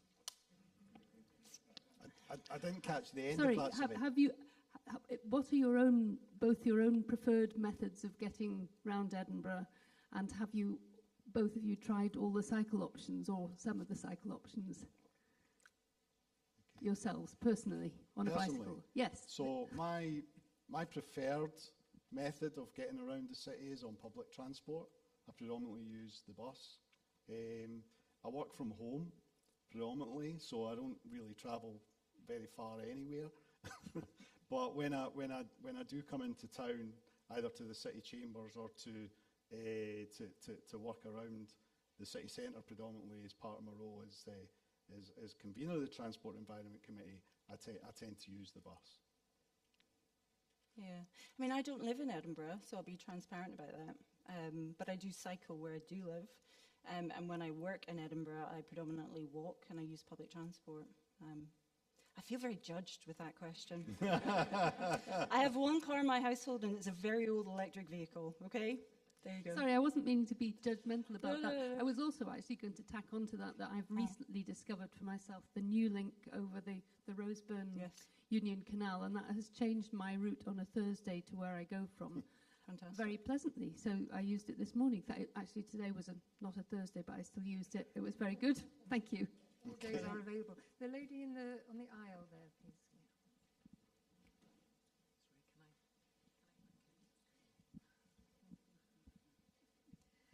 Hi, I'll stand up. I am basically going to say the same thing I said last year when I was at one of these, and neither of you were here at the time because your predecessor was here. Infrastructure projects are great. They take a long time. Funding is an issue. There are quick things to do as well. I commute by the bus, and I can tell you I have motion sickness, so I sit on the top in the front, and every single day I see the bus driver encroach on a bike box. We don't have any enforcement of that. We don't have any education around that. And we have buses that are driving around, buses, taxis, because I see them in the side coming up doing the same thing. They all have cameras. Why are you not working with Lothian Buses and the Taxi Commission to get them to start looking at the data that they're getting off their dash cams and actually doing education with their drivers and censuring their drivers who do this far too often? as many people here know, lost someone. And Deborah, you and I have come across one another in the past, in the case of Emma Burke-Newman when you were in Glasgow. And this is just beyond me how we just keep accepting that this is something that can carry on with absolutely no intervention from the police, the council, or employers in the case of somebody like Lothian Buses. So what can the council do specifically just on these two? These are huge lawbreakers, I suppose you would say, because it is against the, it is unlawful to enter into that space. What can you do? What can you do for those two, for example? Thank you. Cameras on buses, I can cover that too. Yeah, I mean, unfortunately, I can't speak with authority on that because it's a different team, but I will absolutely undertake to take those questions back to the network management team and see what tools we have at our disposal. I think there is something around cameras potentially in some, but I agree there is a behaviour thing in us as client, I suppose, to Lothian Buses. It's not just Lothian Buses, it's in the city. We have to bear that in mind. But I know exactly who to ask those questions to, so I will take those away. Yeah, we have with regards to enforcement, to allow the buses to enforce bus lanes, for example, where there's contraventions in bus lanes, people parked where they should be parked and all the rest of it. I think, it's been previously mentioned in previous committees, and, I've talked about it in committee, and certainly in the last few months, about, buses with laser beams and actually using the technology to actually enforce around the city. We don't have the powers. Again, it sounds like I'm, passing everything, up the way, which is unfortunate. I don't like to do that, but we don't have the powers to actually essentially switch that on to allow Lothian to enforce on the city's behalf, essentially, which is what we'd be looking to do. Doesn't stop us from asking. We've written, I think, on a number of occasions to ask the Scottish Government to give us those powers, and I think that I would certainly be quite keen to see what that could do for us, because I think you're right. Enforcement is a very important piece in the jigsaw, and it's one that we need to take much more serious. Thank you. Okay, the guy at the far side. And then, you've had your hand up a lot, I know. The guy with the white T-shirt at the back, I'll come to you next.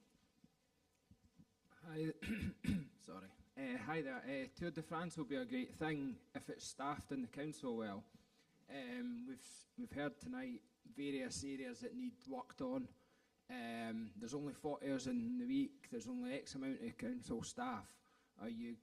Is it going to be funded that there's going to be people employed to deal with it? Because we can't be taking qualified people off everyday projects to put onto a welcome but vanity project.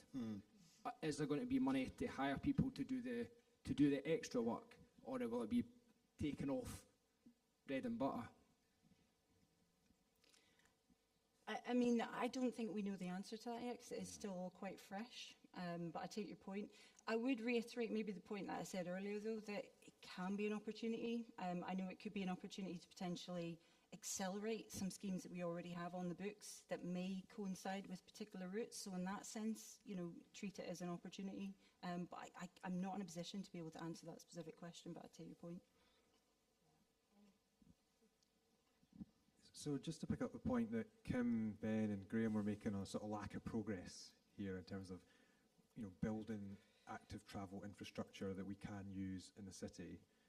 There was a recent public freedom of information request on how much the City Council has spent on improving the national cycle network within the city centre. Apparently you've spent 3.8 million on George Street. What have you spent the money on?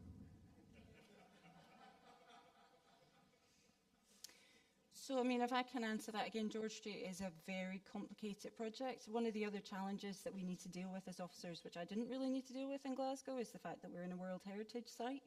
So that does add complexity to a project as well. And as you know, that project's been through various iterations. You know, trees has been quite an emotive topic in that street as well. So we've gone through lots of stages of design on that, but there is actually a committee report coming back to committee. I'm assuming everyone in this room knows where to find committee reports, because I do think that's quite an important thing. Is there anyone actually in this room who doesn't know where to find committee reports? So if you basically Google Edinburgh Committee Calendar, and then if you search for Transport and Environment Committee, on that Transport and Environment Committee, which is wonderful, is monthly for us. Fantastic. Yes, so you'll find it on there. But there is a report coming up in June, actually, on George Street that will go into a bit more detail about the next steps of George Street and some of the options. Most recently, we've been asked to look at can we reduce the potential cost of George Street. So that's something that we've been looking at. But it's been working its way through the phases. But I know it has been a long-running project. I suppose that's an important point to mention as well. Of all the council committees, there's only one committee that sits on a 4-week cycle, and that's Transport and Environment. And that's for currently 2 reasons. One, because of obviously the priority that is placed on it, but actually the amount of work that goes through that committee, it's substantial. So most other committees in the City Council are on an 8-week cycle, but Transport is on a 4-week cycle. So it gets a lot of focus, quite rightly, and there is a lot of work goes through that committee. A lot of reports go through that committee on a monthly basis. So it's certainly not without its challenges. I understand that Lime bike clones are meant to be coming to Edinburgh. It's not Lime bikes, I forget what the name of the company is. I've seen pictures outside the council and things. What safety measures are going to be put into place? One, so the bikes aren't left strewn over pavements. Two, that people wear helmets, because in London there's been horrific accidents because a lot of people, even experienced people, very heavy bikes, and so there's been a lot of accidents. And with the cobbles in Edinburgh, they could be very dangerous, particularly in wet weather. So what measures are going to be put in to try and help those situations? Okay. So with regards to the cycle hire scheme, which I think is what you're referring to, there's a more, I kind of set council officers a challenge at the tail end of last year to see what the art of the possible would be for a cycle hire scheme for Edinburgh, because I felt that it was missing, and we needed to look at it again. I put a number of kind of caveats on that, and it's been debated not only within committee but outside of committee as well with members across all party. I was quite keen for any scheme that we introduced in Edinburgh to have essentially no cost and very low risk to the city. I've talked at great length tonight about the financial pressures that we're under, and I certainly don't want to add to that by introducing a scheme that's going to essentially take money away from other schemes that I'm also keen to deliver. And I also was quite keen for the development of a predominantly fully e-bike scheme. We live in a very hilly city, especially if you're coming out from the city centre. And I think if we are looking to develop a scheme that's going to encourage people who aren't cyclists to become cyclists, or visitors or tourists to the city to hop on a bike to visit the various aspects of the city centre and beyond, then I think we need to make it as accessible as possible. So those were the challenges that I kind of gave the officers. We've had a session with a couple of providers which were really interesting. I learned quite a lot about how their systems work, how their delivery mechanisms work, how their technology is advanced, how for example companies like Lime and Dot know when a bike is actually lying on its side.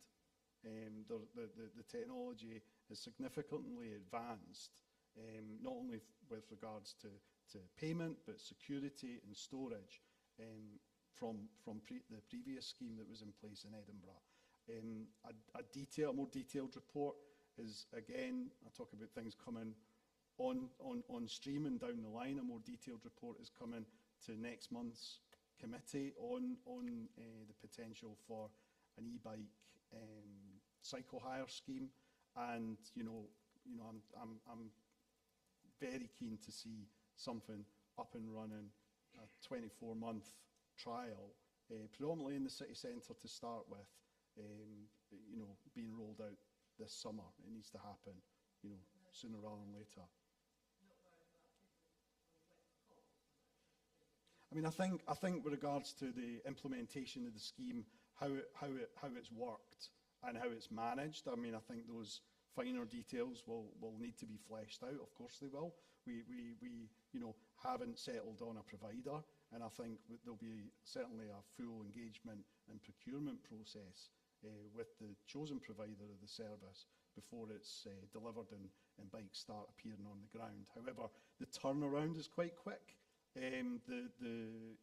That isn't something that concerns me. We've had commitment from the providers of these services that they can actually get bikes on the ground in a very short period of time. They're in the country, in storage, waiting to be used, and we just need to make sure that our governance and our procurement process keeps up to pace with that. Thank you. I'm really sorry. I know there's a lot of people who still have questions, but in the interest of getting us home at a reasonable time, I have to stop the questions now. But do be aware that we don't all rush out of the room at the end of the evening, and I'm sure you'll still be here for a few minutes afterwards if you've got a burning question that you want to pass on. I've got one more announcement to make in a minute, but I was just going to ask, if you wouldn't mind, obviously you've faced the full force of the Spokes public meeting tonight. Are there any things that you've learned tonight, anything you'll be taking away from the meeting that you'd like to share with us? I mean, I think it's, I think our presentation, I think we could have made it a little bit more cycling specific. I mean, we got a bit of criticism from a friend here in the front row. Remember and give me your name before I leave. And I think what we were trying to do is set the scene in a more general sense around active travel, which cycling forms part of. We shouldn't see these things in isolation. We should see them as part of an overall solution. So that was the reason for the pitch and the way that we chose to do so. So that's something certainly, if I'm ever invited back, I would maybe consider a slightly different approach next time round. Yeah, and I'll take ownership of that because I did the slides, so you can blame me, Archie, for that. Yeah. But thank you. I mean, the passion for cycling, I've always known that Spokes have that, so that's come across in spades tonight. I suppose it's interesting to me to see the diversity of views around the room. So when we talk about cycling community, I mean, it's, everybody's kind of different and has got their own kind of viewpoint on things. So but it's been very useful, and I have noted down about 4 or 5 very specific questions that I'm going to go away and try and find out the answer to. We can maybe communicate some of that back to Spokes. Thank you very much. Thank you. Well, can we just say thank you very much to our speakers? It's been really interesting.